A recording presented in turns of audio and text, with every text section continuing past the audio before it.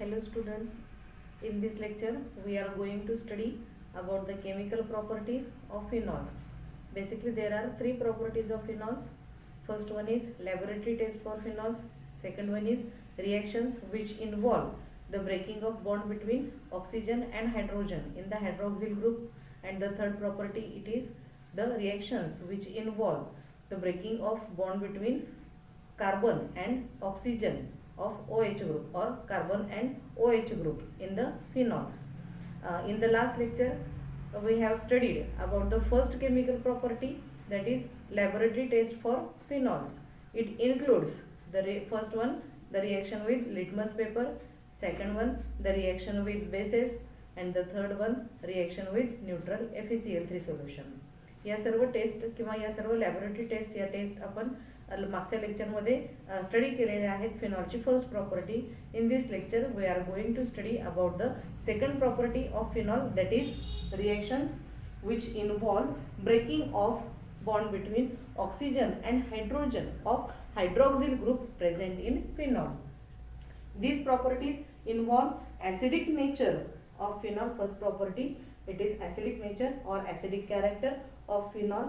Second one, esterification reaction of phenol. The esterification reaction is that in which formation of ester takes place. Now we can form or we can obtain ester from phenol by the reaction between using the reactants as first one carboxylic acids. Carboxylic acids generally they are represented as RC double bond O OH.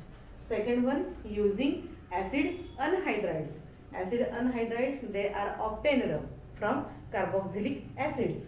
The general formula for acid anhydrides it is R1 C double bond O O C double bond O R2. Here the R1 and R2 may be similar or may be different. Now the next one, third one, it is acid chloride. Acid chloride it is also obtained from carboxylic acids. It general formula of it is R C double bond O Cl. And the finally here formation of aspirin. Aspirin it is the acetyl derivative of phenol, and the formation of phenol, this reaction is asked for the last board examination. Therefore it is the formation of aspirin, it is according to the board examination point of view, it is important reaction or important question. Now we will see the reactions one by one. Okay.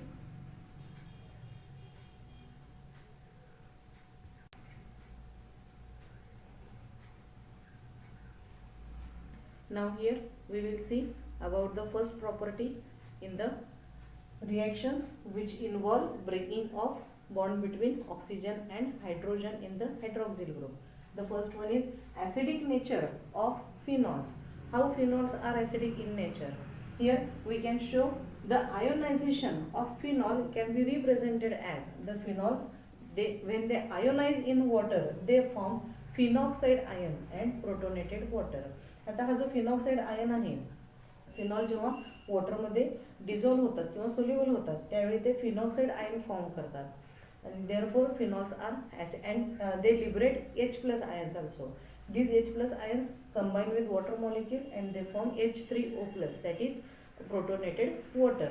As phenols liberate H+ ions in the solution, hence they are acidic in nature. But here the phenoxide ion is conjugate base of phenol. This phenoxide ion it is conjugate base of this phenol. Its resonance, it means the resonance of phenoxide ion, its resonance is stabilized by delocalization of negative charge. That means the negative charge which is present on this phenoxide ion, oxygen of this phenoxide ion, it is delocalized. Delocalization म्हणजे काय, तर continuously moving. हा प्रत्येक हा continuously एक स्वतःची position सोडून दुसरीकडं सगळीकडे हा रिंग फॉर्ममध्ये मूव्ह होत राहतो, सायक्लिक फॉर्मॅटमध्ये किंवा अपोजिट डायरेक्शनमध्ये. हा तो सतत त्याची पोझिशन बदलत राहतो आणि पुन्हा त्याच्या मूळ पोझिशनला सुद्धा येतो. अशी जेव्हा कंडिशन असते त्यावेळी त्याला डिलोकलायझेशन असं म्हणलं जातं. हे डिलोकलायझेशन कुणाचं होतं, तर negative charge. That means resonance is stabilised by delocalisation of negative charge. Therefore the phenols ionizes in moderate extent. म्हणजे कमी प्रमाणामध्ये हे डिलोकलायझेशन सतत चालू असतं. Therefore फिनॉल काय करतात, कमी प्रमाणामध्ये आयोनाइज होतात, सोल्युशनमध्ये कमी प्रमाणामध्ये आयोनाइज होतात, moderate extent. Therefore phenols are weak acids. म्हणून फिनॉल जे आहेत ते वीक ॲसिड्स आहेत. आता हे फेनॉक्साईड आयन जे आहेत, या फेनॉक्साईड आयन्सचं आपल्याला रेझोनेटिंग स्ट्रक्चर्स काढायचे आहेत. आता रेझोनेटिंग स्ट्रक्चर्स काढत असताना एक महत्त्वाची गोष्ट लक्षात ठेवायची, रेझोनेटिंग स्ट्रक्चर जे आहेत they are always in 5 numbers. 5 प्रकारचे रेझोनेटिंग स्ट्रक्चर्स आपल्याला काढावे लागतात. And all these resonating structures are in equilibrium with each other. प्रत्येक रेझोनेटिंग स्ट्रक्चर जे आहे ते एकमेकांशी इक्विलिब्रियम फॉर्मॅटमध्ये असतं. त्यानंतर महत्त्वाचं रेझोनेटिंग स्ट्रक्चर्समध्ये काय होतं, तर negative charge whichever it is present, तो जिथं असेल त्या ठिकाणी the negative charge it is converted into carbon carbon double bond. And the carbon carbon double bond किंवा कार्बन कार्बनमध्ये नसला तरी इतर त्याच्याशी रिलेटेड जे ॲटम आहेत इलेमेंटचे त्याच्याबरोबर तो डबल बॉन्डमध्ये कन्वर्ट होतो. निगेटिव्ह चार्ज जो आहे तो डबल बॉन्डमध्ये कन्वर्ट होतो आणि डबल बॉन्ड जो आहे तो निगेटिव्ह चार्जमध्ये कन्वर्ट होतो. इंटर्न अगोदर निगेटिव्ह चार्ज डबल बॉन्डमध्ये कन्वर्ट होतो. In turn from the influence of this, म्हणजे त्याचा इफेक्ट म्हणून जो डबल बॉन्ड आहे तो निगेटिव्ह चार्जमध्ये कन्वर्ट होतो. आता हे जे रेझोनेटिंग स्ट्रक्चर्स आहेत फिनॉक्साईड आयनचे, त्याची एक सिम्पल मेथड सांगते मी की तो कसं आपण ड्रॉ करायचे हे रेझोनेटिंग स्ट्रक्चर्स. एकदाच त्याच्यासाठी एक पहिली ट्रिक लक्षात ठेवायची की रेझोनेटिंग स्ट्रक्चर जे आहेत ते 5 नंबरमध्ये आपल्याला काढावे लागतात. 5 रेझोनेटिंग स्ट्रक्चर्स अगोदर काढून घ्यायचे आणि स्टेप बाय स्टेप त्याचं आपण negative charge converted into double bond and in turn double bond converted into negative charge. How we can show here? Look at here. First of all, we will draw all the 5 resonating structures here. First one.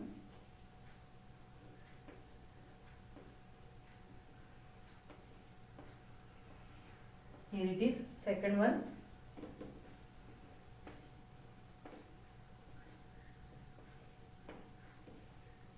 Third one.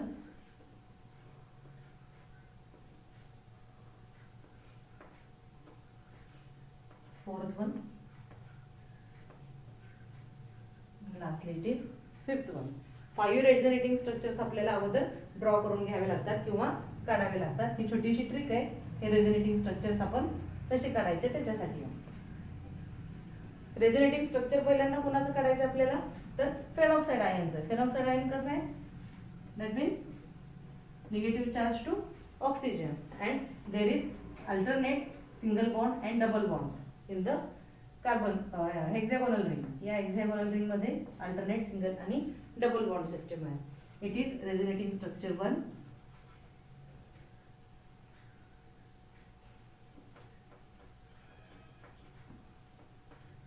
resonating structure 2. आपण नंतर त्याला जागा पडली तर. आता या ठिकाणी काय होतं, तर हा जो निगेटिव्ह चार्ज आहे, निगेटिव्ह चार्ज कशामुळे येतो, due to presence of lone pair of electron. या ऑक्सिजन वरती लोन पेअर ऑफ इलेक्ट्रॉन आहे. ही लोन पेअर ऑफ इलेक्ट्रॉन काय केली जाते किंवा निगेटिव्ह चार्ज काय केला जातो, कार्बन आणि ऑक्सिजन मध्ये हा जो बॉन्ड आहे या बॉन्डला हा निगेटिव्ह चार्ज डोनेट केला जातो. त्यामुळं या कार्बन, इथला कार्बन आणि हा ऑक्सिजन याच्यामध्ये डबल बॉन्ड येतो. म्हणजे दुसऱ्या स्ट्रक्चर मध्ये काय येणार आहे आपल्याला, हा जो कार्बन आणि ऑक्सिजन आहे याच्यामध्ये डबल बॉन्ड येईल. ठीक आहे, कारण हा निगेटिव्ह चार्ज या बॉन्डला डोनेट केला. आता या ठिकाणी कार्बनला जर इथं डबल बॉन्ड असेल तर या ठिकाणी डबल बॉन्ड येईल का परत, म्हणजे या ठिकाणी पुन्हा डबल बॉन्ड येईल का, नाही येणार. इन टर्न काय होतं, हा double bond, this double bond at this position it is converted into negative charge at ortho position. म्हणजे या ठिकाणी आपल्याला निगेटिव्ह चार्ज मिळतो. ओके, हा negative charge converted into here double bond या ठिकाणी मिळतो. आणि त्यानंतर इथला हा जो डबल बॉन्डेड कार्बन आहे, it the double bond is converted into negative charge at ortho position. इथं आतले हे जे दोन डबल बॉन्ड आहेत they remains as it is. these 2 double bonds they remains as it is. It is the resonating structure 1, it is the resonating structure 2. आता या 2 नंबरच्या structure मध्ये काय होतं बघा, again delocalisation of negative charge आहे, त्यामुळे this negative charge it is given or the electrons donated to this carbon. या 2 कार्बन मध्ये इलेक्ट्रॉन डोनेट केले जातात. इलेक्ट्रॉन डोनेट केल्यामुळे काय होतं, या दोघांच्या मध्ये डबल बॉन्ड तयार होतो. या दोघांच्या मध्ये डबल बॉन्ड तयार झाला म्हणजे या ठिकाणी इथं डबल बॉन्ड तयार होईल. या ठिकाणी हा डबल बॉन्डेड ऑक्सिजन आहे असाच.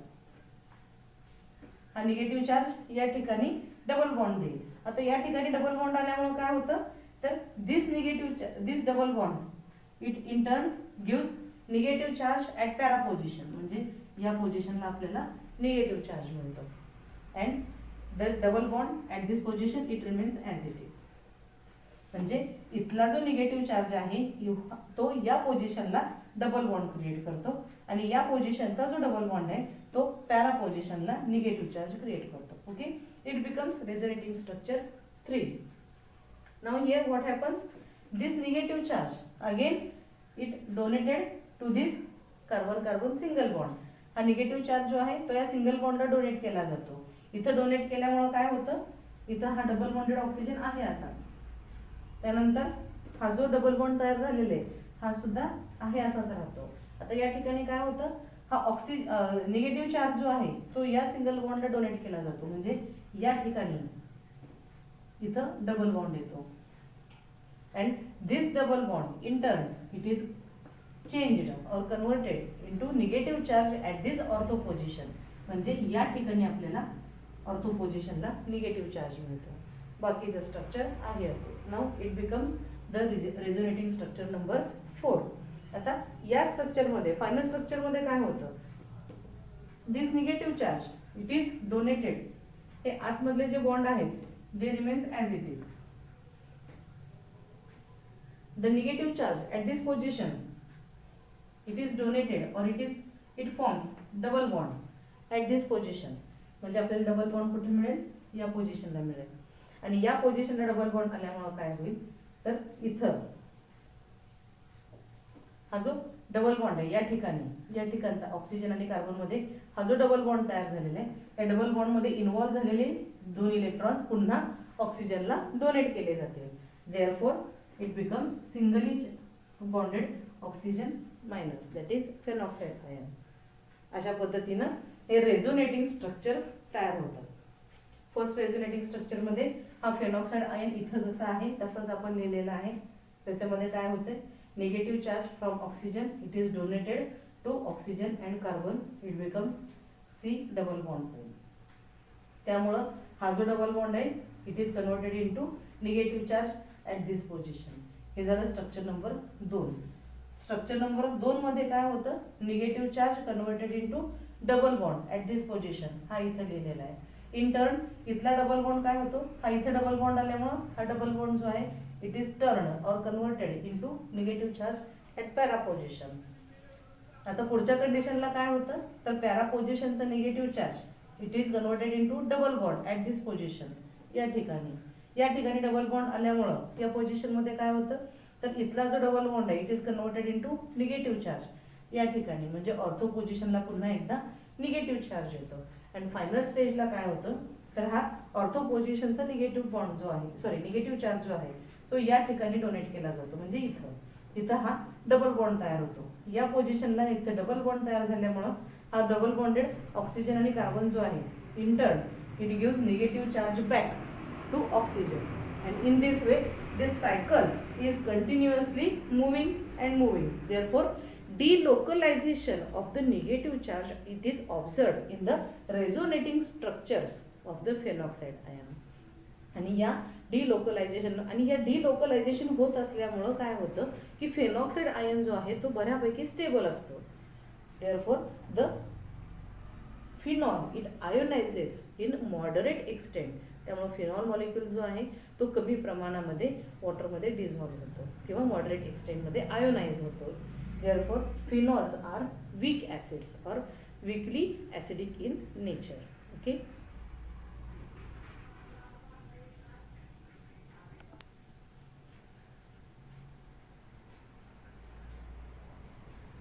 Now here we are going to see about the second reaction which involve breaking of bond between carbon and oxygen, bond between oxygen and hydrogen in the hydroxyl group present in phenol. त्यातली दुसरी reaction आता आपण बघतोय ती म्हणजे esterification reaction. आता esterification कुणाला म्हणायचं किंवा कशाला म्हणायचं? The formation of esters is called as esterification. Here the reaction in which esters are formed. Formation of ester, it is known as esterification reaction, and we can obtain the esters using the reagents and different reagents. आता या ठिकाणी वेगवेगळे reagent वापरून phenol बरोबर त्यांची reaction करून आपल्याला ester तयार करता येतो. त्यापैकी पहिला जो रिएजंट आहे तो म्हणजे carboxylic acids. Carboxylic acids they are generally represented as RC double bond OH किंवा ROOOH. Here phenols react with carboxylic acid in presence of, हे महत्त्वाचं आहे, in presence of concentrated H2SO4 and gives corresponding esters. Second point here, in this reaction water must be removed. हा water molecule या reaction मध्ये जो water molecule तयार होतो हा water molecule it must be removed as soon as it is formed. तो जसा तयार होईल तयार झाल्या लगेचच तो आपल्याला वॉटर मॉलिक्यूल जो आहे तो रिमूव्ह करावा लागतो. का रिमूव्ह करावा लागतो? To prevent the backward reaction. जर आपल्याला बॅकवर्ड रिएक्शन नको असेल, बॅकवर्ड रिएक्शन टाळायची असेल तर या रिएक्शन मध्ये तयार होणारा वॉटर मॉलिक्यूल जो आहे तो पटकन रिमूव्ह करावा लागतो. आणि हा वॉटर मॉलिक्यूल तयार होणारा रिमूव्ह करण्यासाठी किंवा ॲब्सॉर्ब करण्यासाठी आपल्याला कॉन्सन्ट्रेटेड H2SO4च वापरावा लागतो.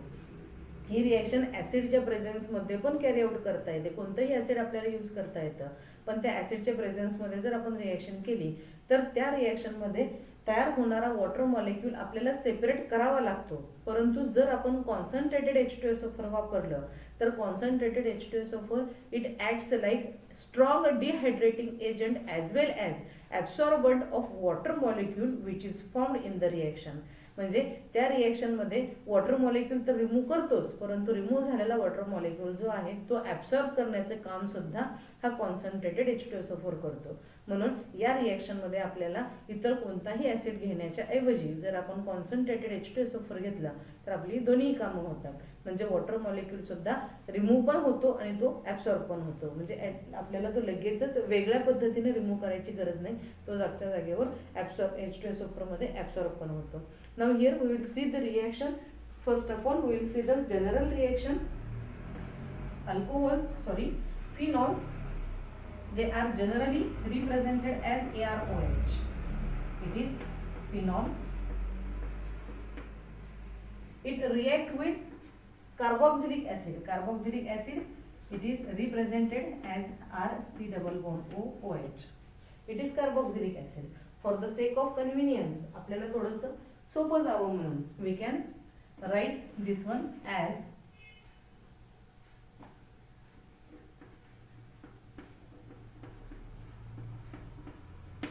now what happens here?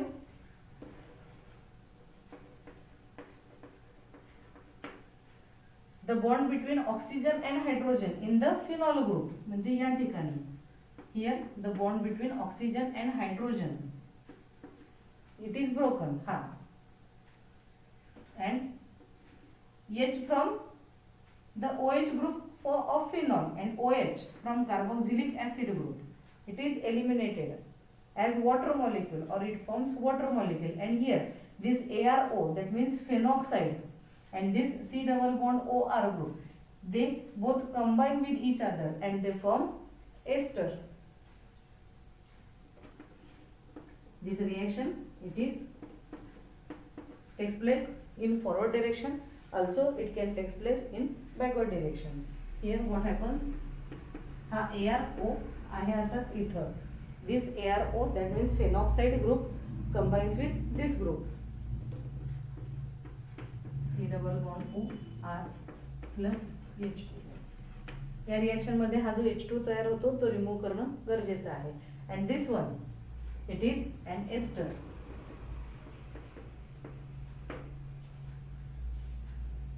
R C double bond O O AR. That means it is alkyl aryl ester.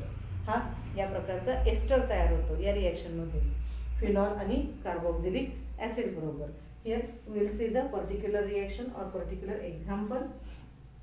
ArOH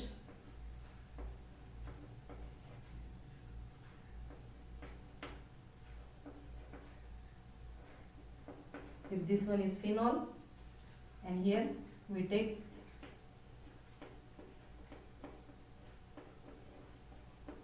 acetic acid,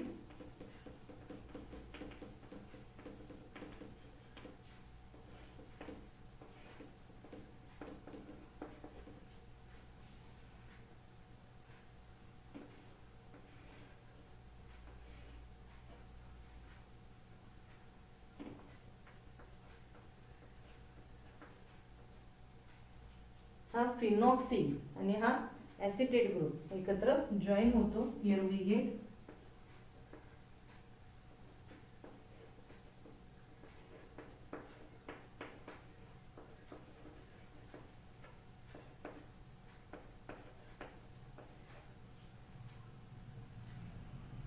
हा फिनॉक्सी ग्रुप आणि हा acetate group. Therefore the name of this compound is phenoxy acetate किंवा acetate of phenoxide.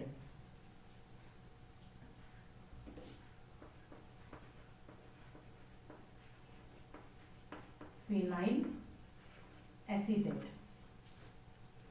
इथं जर OH group असेल, हा CH3 C double bond OH असं जर असेल तर इट इज ऍसिटिक ऍसिड. या ऍसिटिक ऍसिड मधला H रिप्लेस होतो आणि त्याच्याऐवजी हा फिनाइल ग्रुप येतो. It is phenyl group.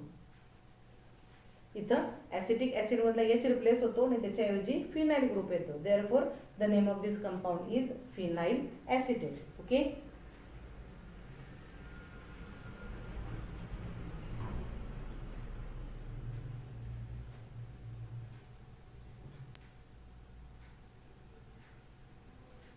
Now here we are going to see the second reaction, that is using acid anhydrides. Acid anhydrides, they are generally represented as R1 C double bond O O C double bond O R2. आता हा acid anhydride कसा तयार होतो ते अगोदर आपण बघूयात, त्यानंतर मी रिएक्शन एक्सप्लेन करते. Suppose it is the carboxylic acid group.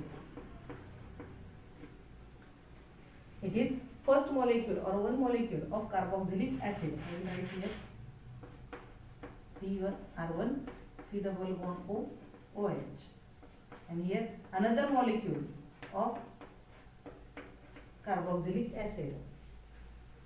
When OH from one molecule and hydrogen from another molecule of carboxylic acid, it is eliminated as water molecule, then the remaining group, this remaining group, it is known as acid anhydride. Here R1 C double bond O, इथं हा R1 C double bond O, and this oxygen it becomes common or combined for both these molecules, and this one, this new group, it is known as acid anhydride. The meaning of un म्हणजे नसणे किंवा remove होणे. Hydride म्हणजे water molecule. ज्या compound मधून किंवा ज्या molecule मधून मॉलिक्यूलच्या फॉर्मेशनच्या वेळी वॉटर मॉलिक्यूल निघून जातो, रिमूव्ह होतो, त्यावेळी त्या नवीन तयार होणाऱ्या कंपाऊंडला अनहायड्राइड असं म्हणलं जातं. आणि हा ऍसिड पासून तयार झालेला, ऍसिडच्या दोन मॉलिक्यूल मधून एक मॉलिक्यूल वॉटर मॉलिक्यूल रिमूव्ह झाल्यामुळे तयार झालेला हा कंपाऊंड आहे किंवा नवीन फंक्शनल ग्रुप आहे. Hence it is acid anhydride. या ठिकाणी R1 आणि R2, इथं R1 आणि R2 मे बी सिमिलर और they may be different. Okay. Now here we will see the reaction. या रिएक्शन मध्ये पण तसंच आहे मगाशीच्याच प्रमाणे. Phenols react with here acid anhydrides. Phenols react with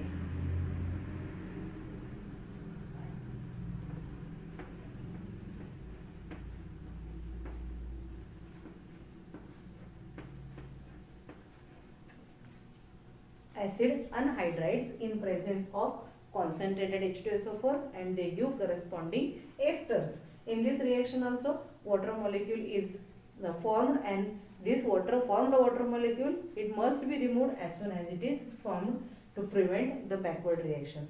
How the reaction takes place we will see here. It is ArOH, that is phenol. It react with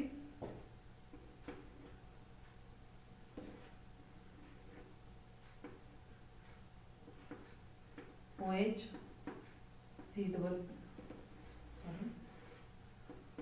R1, C double bond O, R2, C double bond O. It is acid anhydride. या ठिकाणी IH, and this bond between carbon and oxygen. एकतर या ठिकाणचा या दोघांच्या मधला हा bond break करा किंवा या दोघांच्या मधला हा बॉन्ड ब्रेक करा. दोन्हीपैकी कुठेतरी एकाच ठिकाणी बॉन्ड ब्रेक होणार आहे, कार्बन आणि ऑक्सिजन मधला, हा अनहायड्राइड मॉलिक्यूल मधला. Suppose bond is broken at this position, it is eliminated. या ठिकाणी हा एलिमिनेट होतो आणि काय तयार होतं, हा ArO gets combined with C double bond O R2. या ठिकाणी हे आहे असंच, म्हणजे एस्टर तयार होतं plus R1 C double bond O OH. Here we get R1 C double bond O OH as the carboxylic acid. Okay. Now here we will see the particular reaction.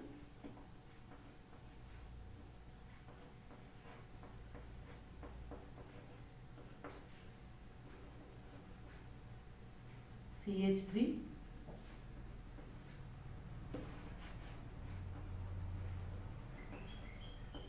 C double bond O, CH3 C double bond O.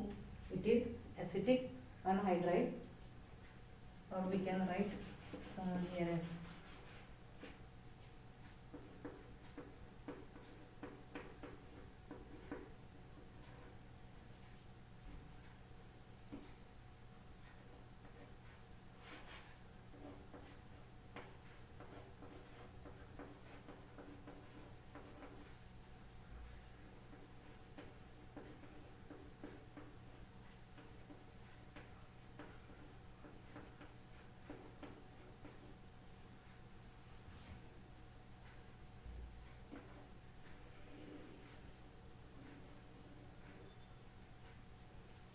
it is eliminated or it is formed, and here this phenoxide, it is phenol.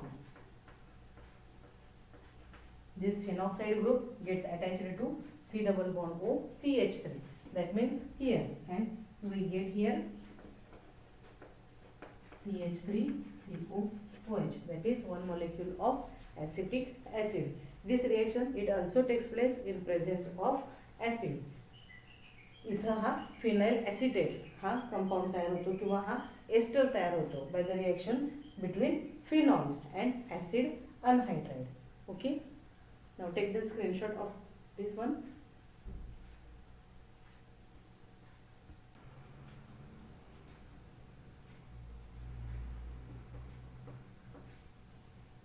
Now here we are going to study about the third method of esterification, that is using acid chlorides. Acid chlorides, they have general formula as RC double bond O Cl. आता हा acid chloride कसा तयार होतो, we will see first here the RC double bond O OH. It is the general formula for carboxylic acid. When the OH group from carboxylic acid it is replaced by Cl, it becomes R C double bond O Cl.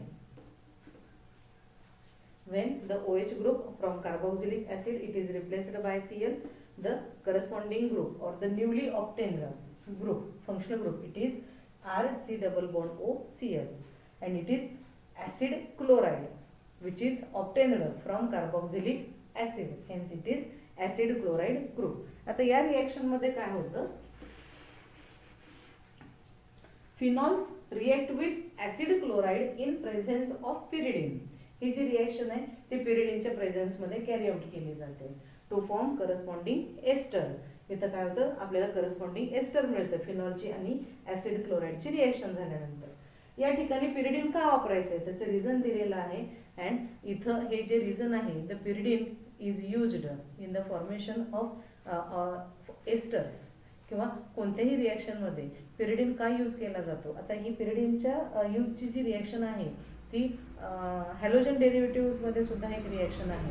Preparation of alkyl halides from alcohols या रिॲक्शनमध्ये सुद्धा आपल्याला pyridine वापरावा लागतो. Reaction with thionyl chloride SOCl2 बरोबरची जी reaction आहे त्याच्यामध्ये आपल्याला catalyst म्हणून पिरिडीन वापरावा लागतो. त्या ठिकाणी सुद्धा पिरिडीन हेच काम करतो जे या ठिकाणी करतो. काय करतं इथं pyridine? Here in this reaction pyridine is used to neutralize the HCl formula. या रिएक्शन मध्ये जो मेन प्रॉडक्टच्या व्यतिरिक्त साइड प्रॉडक्ट जो HCl तयार होतोय तो तयार होणारा HCl चं न्यूट्रलायझेशन करण्यासाठी पिरिडीन ॲज अ कॅटलिस्ट म्हणून वापरला जातो. आणि थायोनिल क्लोराईड बरोबरची जी रिएक्शन आहे अल्कोहोलची त्याच्यामध्ये आपण अल्कोहोल पासून अल्काइल क्लोराइड्स तयार करतो. त्या रिएक्शनमध्ये सुद्धा पिरिडीन हा HClला न्यूट्रलाइज करण्यासाठी आणि ॲब्सॉर्ब करण्यासाठीच वापरला जातो. आणि ही जे क्वेश्चन आहे हा कॉम्पिटिटिव्ह एक्झाम्समध्ये 1-2 वेळा विचारलेला आहे. माझ्या तो वाचनात आलेला आहे त्यामुळे मी तो इथं तुम्हाला सांगितला. ठीक आहे. तर या ठिकाणी रिएक्शन कशी होती ते बघूयात आपण. अगोदर जनरल रिएक्शन बघू. ArOH plus R C double bond O Cl. It is acid chloride. It is phenol. It is acid chloride. For the sake of convenience, we can write this one as here Cl and here R group. For the sake of convenience, आपल्याला ते समजायला सोपं जावं म्हणून. या ठिकाणी काय होतं, bond between oxygen and hydrogen. Here it gets broken. This H and this Cl from acid chloride, it combines with each other and eliminates as HCl. What remains here? Phenoxy group from phenol and C double bond OR group from acid chloride. They will combine with each other. In this reaction, pyridine is used as catalyst. We obtain here ArO C double bond O R plus HCl, that is corresponding ester is obtained in this reaction. Okay, now here we will see the particular example.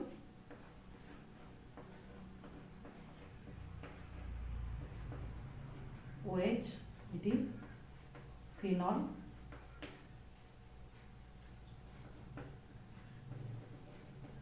CH3 C double bond O OH. हा जो compound आहे हा acetic acid पासून तयार होणारा compound. इथं OH remove होतो आणि त्याच्याऐवजी Cl येतो. देअरफॉर हा ऍसिटिक ऍसिडचा chloride. Therefore it is acetyl chloride. Name of this compound is acetyl chloride. आणि for the sake of convenience we can write this one. हा ऍसिटिल क्लोराइड जो आहे तो आपण या पद्धतीने लिहिला तरी चालतो. आपल्याला ते समजायला सोपं जावं किंवा एलिमिनेशन दाखवायला सोपं जावं म्हणून. ऑक्सिजन आणि हायड्रोजन यांच्यामधला हा बॉन्ड ब्रेक होतो आणि इथं हा Cl बरोबर हा हायड्रोजन जो आहे तो Cl बरोबर कंबाईन होतो आणि HCl म्हणून बाहेर पडतो. Name of this compound here acetyl chloride.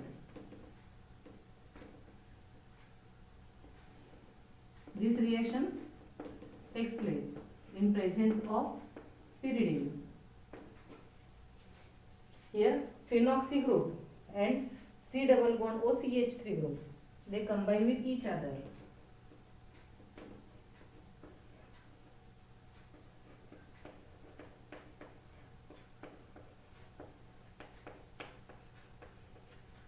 This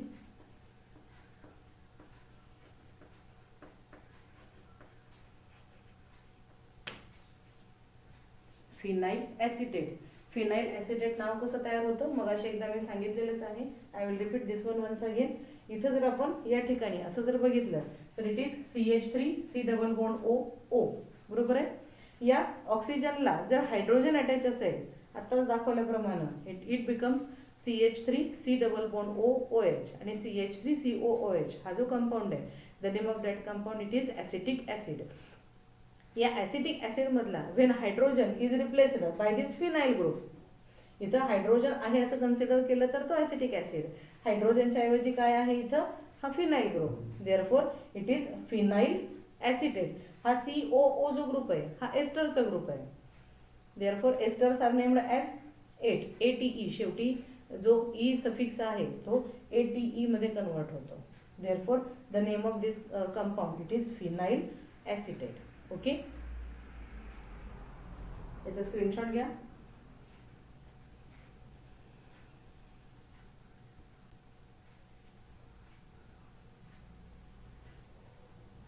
Now here we are going to see about the formation of aspirin. Aspirin which is used as general medicine, and this aspirin it is the one of the acetyl derivative of phenol.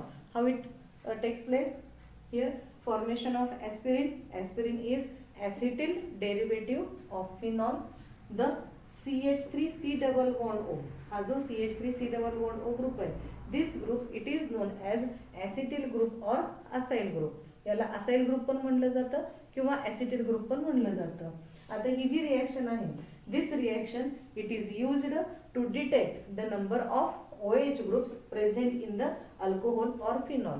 म्हणजे ॲसिटिलेशनची जी reaction आहे, ॲसिटिलेशनची reaction म्हणजे काय तर introduction of acetyl group. या रिॲक्शनमध्ये जेवढे अल्कोहोलमध्ये किंवा फिनॉलमध्ये जेवढे OH ग्रुप प्रेझेंट आहेत तेवढे ॲसिटिल ग्रुप इंट्रोड्यूस होतात. देअरफॉर the किंवा OH group from the number of OH group in alcohol and phenol they are replaced by acetyl group. त्यामुळं जेवढे OH ग्रुप प्रेझेंट असतील तेवढे ॲसिटिल ग्रुप आपल्याला introduce होतात आणि आपल्याला नवीन प्रॉडक्ट मिळतो. आणि या रिॲक्शनवरून आपल्याला the number of OH group present in alcohol and phenol we can detect here. Therefore it is used to detect the number of OH groups. Okay, now यार प्रत्यक्ष रिॲक्शन काय होते बघा. When salicylic acid is treated with acetic anhydride, it will give acetyl salicylic acid.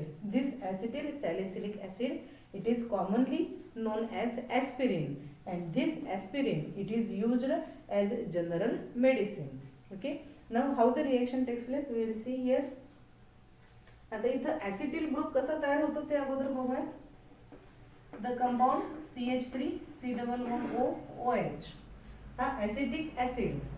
When OH group from acetic acid it is replaced by any other atom or group of atom or molecule, the remaining group हा OH जातो आणि त्याच्याऐवजी जेव्हा दुसरं काहीतरी attach होतं त्यामुळे हा जो उरलेला ग्रुप आहे हेच आपण इथं लिहिलेला आहे या ठिकाणी. This group it is known as acetyl group, कारण हा ॲसिटिक ॲसिड पासून तयार झालेला आहे. ॲसिटिक ॲसिडचा एक पार्ट आहे. Therefore this group it is known as acetyl group or acyl group. Now we will see about the salicylic acid. आता salicylic acid कसं तयार होतो. First of all look at here, it is benzene ring. If to this benzene ring OH group is attached, it becomes phenol, and to this OH group if at ortho position COOH group is present, then it becomes salicylic acid. किंवा this salicylic acid we can also write this one as benzene ring. If to the benzene ring COOH group is attached, it is benzoic acid, बेन्झीनचा carboxylic acid. therefore it is benzoic acid. Oic carboxylic ऍसिडला IUPAC nomenclature मध्ये oic acid असं म्हणलं जातं. हा बेन्झीनचा carboxylic acid आहे. therefore it is benzoic acid. to this benzoic acid if at ortho position with respect to carboxylic group, carboxylic ग्रुपच्या respect मध्ये किंवा त्याच्या कॉम्बिनेशन मध्ये ऑर्थो पोझिशनला जर OH ग्रुप अटॅच असेल then it also becomes the salicylic acid. दोन्हीही compound same आहेत. आता या दोन्ही कंपाऊंड मध्ये कार्बोक्सिलिक ऍसिड आणि OH ग्रुप हे दोन फंक्शनल ग्रुप आहेत। या दोन फंक्शनल ग्रुप मध्ये कोणता पॅरेंट घ्यायचा आणि कोणता सबस्टिट्यूएंट घ्यायचा हे कसं ठरवायचं? तर आपल्याकडं फंक्शनल ग्रुपची प्रायोरिटी लिस्ट आहे। त्या प्रायोरिटी लिस्ट मध्ये जे दोन किंवा दोनपेक्षा जास्त फंक्शनल ग्रुप जर एकाच कंपाऊंड मध्ये प्रेझेंट असतील तर त्या प्रायोरिटी लिस्ट प्रमाणे जो टॉपमोस्ट पोझिशनला आहे तो आपल्याला पेरेंट फंक्शनल ग्रुप म्हणून घ्यावा लागतो आणि उरलेले जे सगळे फंक्शनल ग्रुप असतील एक असतील त्या पेरेंट फंक्शनल ग्रुपच्या व्यतिरिक्त एक किंवा एकपेक्षा जास्त जेव्हा फंक्शनल ग्रुप असतील त्यावेळी ते सगळे फंक्शनल ग्रुप आपल्याला सबस्टिट्यूएंट म्हणून ऍक्सेप्ट करावे लागतात किंवा सबस्टिट्यूएंट म्हणून कन्सिडर करावे लागतात। आता या एक्झाम्पल मध्ये काय होतं बघूया।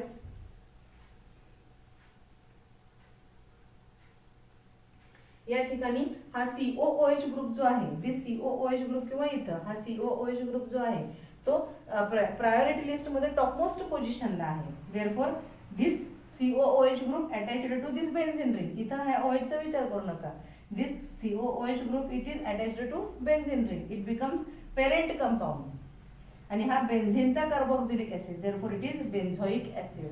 To this benzoic acid at position number 2 किंवा at position ortho hydroxyl group is present, therefore common name of this compound, sorry, IUPAC name of this compound is 2-hydroxybenzoic acid। हे सुद्धा याचं IUPAC नेम आहे, आणखी एक नाव आहे आणि याचं कॉमन नेम काय या कंपाऊंडचं आताच आपण बघितलं सॅलिसिलिक ऍसिड। याला सॅलिसिलिक ऍसिड पण म्हणलं जातं किंवा 2 नंबर पोझिशनला हायड्रॉक्सिल ग्रुप आहे, ऑर्थो पोझिशनला हायड्रॉक्सिल ग्रुप आहे, तो बेन्झोइक ऍसिडला अटॅच आहे। Therefore the IUPAC name of this compound it is 2-hydroxybenzoic acid। दोन्ही पैकी काहीही लिहिलं तरी चालतं। Now we will see the particular reaction here.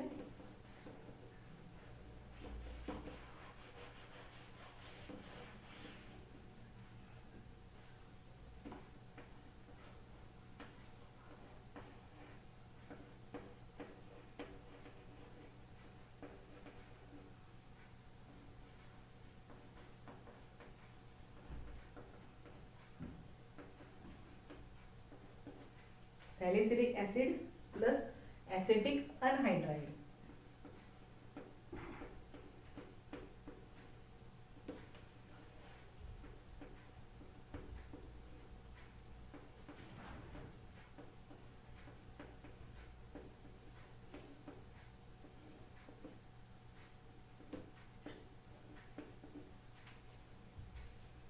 आता या ठिकाणी पण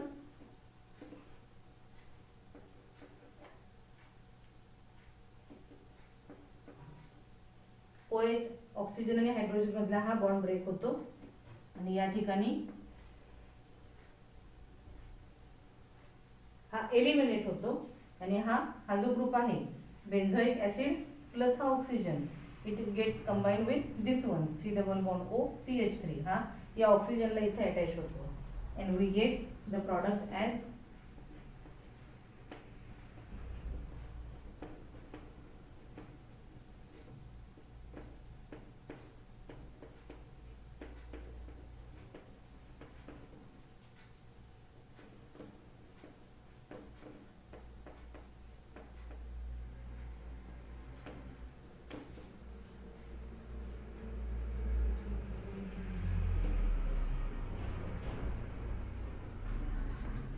acetyl salicylic acid।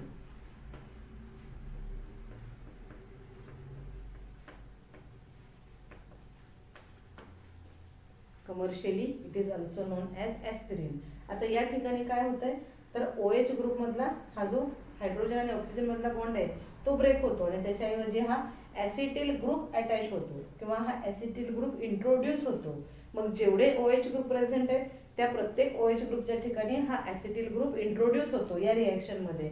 Therefore this reaction is used to detect the number of OH groups present. आता या सॅलिसिलिक ऍसिड मध्ये एकच OH ग्रुप आहे, therefore here we get only mono acetyl derivative, एकच ऍसिटिल डेरिव्हेटिव्ह आपल्याला किंवा एकच ऍसिटिल ग्रुप इंट्रोड्यूस होतो।